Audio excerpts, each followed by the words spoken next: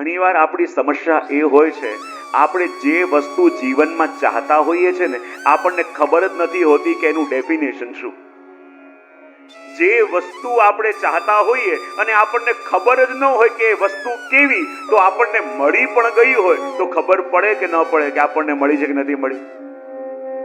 ફરી એકવાર, તમે જે વસ્તુ મેળવવા માટે પ્રયત્ન કરતા હો પણ તમને ખબર જ ન હોય કે એ વસ્તુ કેવી છે, તો કદાચ તમને મળી પણ ગઈ હોય તો તમને સમજાય કે ન સમજાય, મળી છે કે નથી મળી. શેની ના પાડી તમે? શું ના સમજાય? હા, શું મળી છે કે નથી મળી? હા, શું શું મળ્યું?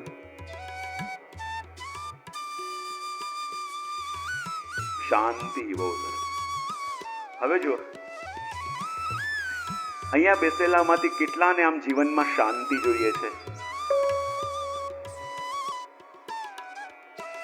શાંતિ જોઈએ છે એના માટે પણ કેટલી અશાંતિ કરીને આંગળી ઊંચી કરી.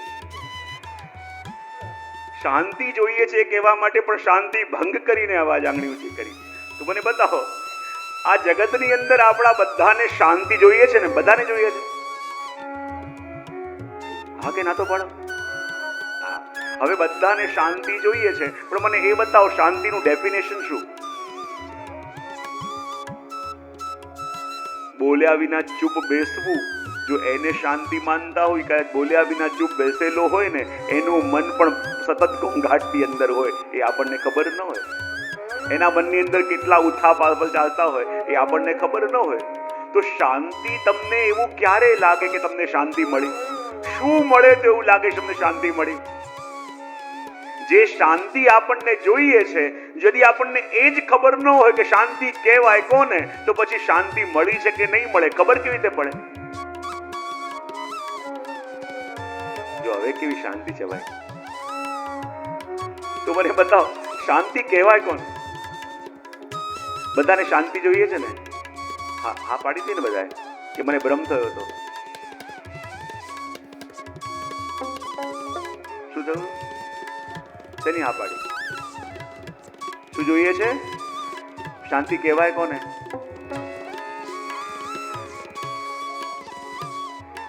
આપણે એવી વસ્તુ ડિમાન્ડ કરતા હોઈએ કે શું માંગી રહ્યા છીએ એ આપણને પોતાને ખબર ન હોય, તો ભગવાન પણ આપવા માંગે તો આપે કેવી રીતે?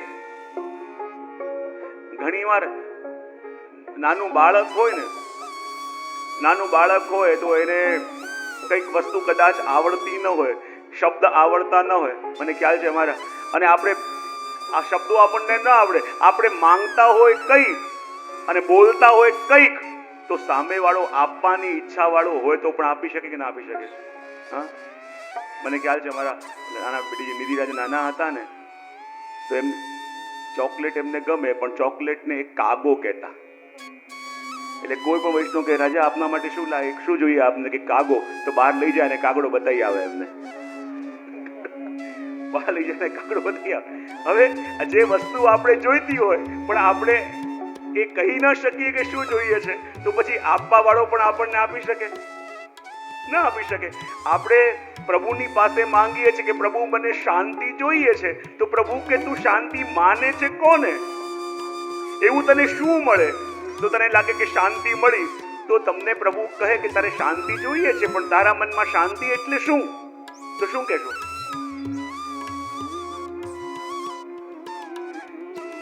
જીવનની સૌથી મોટી સમસ્યા જ આપણી એ છે કે આપણે એ ડિમાન્ડ કરીએ છીએ કે જેમાં આપણે પોતે ક્લિયર હોતા નથી. જેમાં આપણે ક્લિયર ન હોય એ વસ્તુ માંગીએ તો સામેવાળો આપે તો કઈ રીતે આપે? કારણ કે એ પોતે કન્ફ્યુઝ થઈ જાય. તું બોલે છે કંઈક અને માંગે છે કંઈક, તો મારે આપવું શું? જે તું માંગે છે એ કે જે મનમાં સમજે છે એ? અને એટલા માટે ઘણીવાર માંગીએ છે કંઈક અને મળે છે કંઈક, એવું થાય છે કે નહીં? હા કે ના તો પાડો. કોચિંગમાં બધા થાય છે, માંગે છે કંઈક ને મળે છે કંઈક. બોલે કેમ? કારણ કે આપણે જે વસ્તુ જોઈએ છે એ એક્ઝેક્ટલી આપણે એ પ્રમાણે વ્યક્ત કરી શકતા નથી. તો યદી આપણે શાંતિ જોઈતી હોય તો શાંતિ કહેવાય કોને? હવે જે વસ્તુ તમારે જોઈએ છે, તમને પોતાને ખબર ન હોય કે એ વસ્તુ કોને કહેવાય, તો આપવા વાળાએ તમને આપી દીધી કે હજી નથી આપી, ખબર પડે કેવી રીતે? હા, શાંતિ કોને કહેવાય?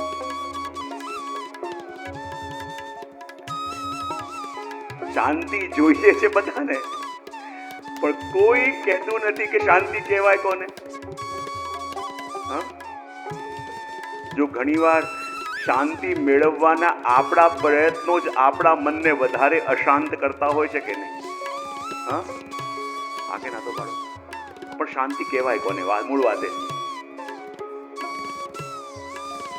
હા, અથા તો શાંતિ જિજ્ઞાસા. શાંતિ કહેવાય કોને? આ તમને હોમવર્ક આપું છું, ગોતતા રહેજો શાંતિ કોને કહેવાય, શાંતિ કોને કહેવાય. ભલે પછી મને શાંત હતું, શાંતિ શાંતિ ગોતવામાં. હા, શાંતિ કહેવાય કોને? શાંતિ એટલે શું? ઘણીવાર આપણને લાગે કે આપણે બોલ્યા વિના શાંત બેઠા છીએ, તો અહીંયા શાંતિ છવાયેલી છે, પણ બોલ્યા વિના શાંત બેસેલા વ્યક્તિના મનમાં પણ વાવાઝોડું ચાલતું હોય એની પૂર્ણ સંભાવના છે કે નહીં? હા, તો શાંતિ કોને કહેવાય? જેમ હમણાં કહ્યું મનની સ્થિરતા, પણ મનની સ્થિરતા કોને કહેવાય? કે જ્યારે આપણા વિચારો ઉપર આપણો કંટ્રોલ હોય એને શાંતિ, અને આપણા વિચારો આપણા ઉપર કંટ્રોલ લઈ લે એને કહેવાય અશાંતિ. શું કહ્યું? ફરી એકવાર બોલી જાઓ. આપણા વિચારો ઉપર આપણો કંટ્રોલ, કયા વિચારોને આવા દેવા અને કયા વિચારોને આવા દેવા નથી, કયા વિચારો પોઝિટિવિટી લઈને આવી રહ્યા છે એને આવવા દઈએ, અને કયા વિચારો નેગેટિવિટી લઈને આવી રહ્યા છે એને બ્રેક મારી શકીએ આપણે. તો આપણા વિચારો ઉપર જ્યારે આપણો કંટ્રોલ આવી જાય એ અવસ્થાને કહેવાય શાંતિ, અને આપણા વિચારો આપણો કંટ્રોલ લઈ લે એને કહેવાય અશાંતિ. આ એક સરળ વ્યાખ્યા તમને આપું છું, જરા બોલી જજો ભાવથી, જરા ભાવથી બોલી જજો. શું કીધું મેં? જ્યારે આપણા વિચારો ઉપર આપણો કંટ્રોલ આવી જાય એ અવસ્થાને કહેવાય શાંતિ, અને આપણા ઉપર જ્યારે આપણા વિચારોનો કંટ્રોલ આવી જાય એને કહેવાય અશાંતિ. જ્યારે મનમાં ચાલતા ખોટા વિચારો એટલા પાવરફુલ બની જાય કે આપણો કંટ્રોલ લઈ લઈએ અને ડિપ્રેસ થઈને બેસી જઈએ એને કહેવાય અશાંતિ. અને જે વિચારોને અલાઉ કરીએ ત્યાં એ આવી શકે, અને જેને અલાઉ ન કરીએ એ અટકી જાય. એવી રીતે આપણા વિચારો પર આપણો કંટ્રોલ જ્યારે આવી જાય ત્યારે એ અવસ્થાને કહેવાય છે શાંતિ. હવે જ્યારે પ્રભુ કહે ને કે તારે શાંતિ જોઈએ છે, પણ શાંતિ એટલે શું જોઈએ છે, તો આ વાક્ય એટલે યાદ રાખજો કે ત્યારે કહી શકો. અને એટલા માટે આ વસ્તુ પણ આપણે જોઈ. અને આગળ હવે 13 અને 14 આ શ્લોકોથી હવે ભગવાન એ ભક્તોના લક્ષણો, પ્રભુ કહે છે કે મને કેવો ભક્ત પ્રિય છે, અને કહે છે કે જ્યારે આ 4 ઉપાય ભગવાને બતાવ્યા હતા ને, કે જે પોતાના કર્મોને મને અર્પણ કરી દે, પછી કહ્યું કે જે પોતાનું મન બુદ્ધિ મને અર્પણ કરી દે, પછી કહ્યું જે અભ્યાસ યોગ દ્વારા મને પ્રાપ્ત કરે, અને પછી ભગવાને કહ્યું કે જે ફળની આશા છોડી દે. હવે આ 4 વસ્તુ જે ભક્તને ફલિત થઈ છે, આ 4 પ્રકાર જે ભક્તે પોતાના જીવનમાં સિદ્ધ કર્યા છે, એ વ્યક્તિ સિદ્ધ થઈ જાય. અને એ ભક્તના લક્ષણ કેવા હોય એનું વર્ણન હવે ભગવાન કરે છે કે આ 4 વસ્તુ મેં જે કહી કે તું આ કરીશ તો મને પામીશ, અને જે 4 વસ્તુ ભગવાને કહી, અને 4 વસ્તુ માટે આપણે શું કીધું હતું કે વાત તો સારી છે પણ અમારાથી થાય એમ. હવે કેવો અવાજ આવ્યો છે? અમારાથી થાય એમ નથી. પણ આ 4 વસ્તુ જેના જીવનમાં ફલિત થઈ એ ભક્તના લક્ષણ કેવા એનું વર્ણન કરતા અહીંયા 13મા અને 14મા શ્લોકમાં કહે છે. અહીંયા ભગવાન પહેલા તો 4 સાધનોની વાત કરી ભગવાને કે તું આમ કરીશ તોય મને પામીશ, આમ કરીશ તોય મને પામીશ. પણ આ સાધનો જેના જીવનમાં ફલિત થયા એ સિદ્ધ થયો. અને આ સિદ્ધ ભક્ત કેવો હોય? એની વાત કરે છે કે જેમાં કોઈ વિકાર ન આવી શકે. જો કાચો ધાન હોય, કાચું અનાજ હોય, એ તમે ક્યાંક વાવો તો એમાં ફણગા ફૂટે, પણ એકવાર શેકી દીધેલું હોય અને પછી એને વાવો, પછી એમાં ફણગા ફૂટતા નથી. બોલે કેમ? કારણ કે એ પક્વ બની ગયું છે, અને એ પરિપક્વ બનેલું હોય પછી એમાં કોઈ વિકારના ફણગા ફૂટી ન શકે. અને એટલા માટે પૂછ્યું કે કેવો ભક્ત આપને પ્રિય છે? તો ભગવાન કહે છે ચારે સાધનો જેણે કર્યા છે અને જે સિદ્ધ બન્યો છે એ ભક્ત કેવો હોય? તો સૌથી પહેલા કહ્યું અદ્વેષ્ટા સર્વભૂતાના. એ મારો ભક્ત કેવો હોય કે એ કોઈનો પણ દ્વેષ ન કરે અને કોઈનું પણ અનિષ્ટ કરવાનો પ્રયત્ન ન કરે.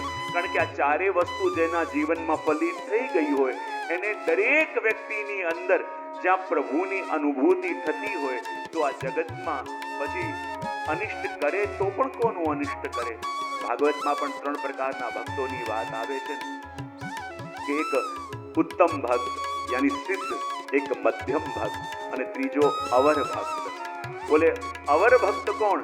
કે જે મંદિરમાં જાય તો પ્રભુના સ્વરૂપમાં તો ભગવાનના દર્શન કરે, પણ ભગવાનના બનાવેલા જગતમાં અને ભગવાનના બનાવેલા મનુષ્યોમાં જેને ભગવાનના દર્શન થતા નથી એ સાધારણ ભક્ત. મધ્યમ ભક્ત કોણ? જે ભગવાનના સ્વરૂપમાં તો ભગવાનના દર્શન કરે, ભગવાનના બનાવેલા જગતમાં પણ ભગવાનના દર્શન કરે, પણ જે ભક્ત છે એની સાથે મિત્રતા રાખે અને જે અભક્ત છે એની સાથે દ્વેષ રાખે એ મધ્યમ ભક્ત.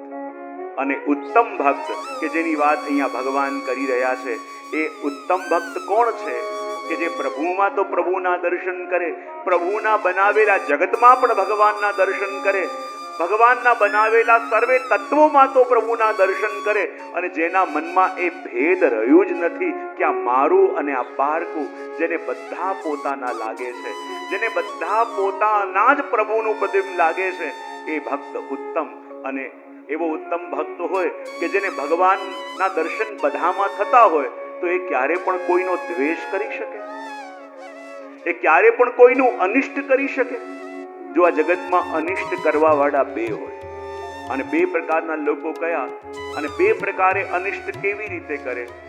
બોલે જે ઈષ્ટનો સંયોગ હતો એનો વિયોગ કરાવીને અનિષ્ટ કરે, અને જે વસ્તુ આપણને ઈષ્ટ ન હોય એનો સંયોગ કરાવી.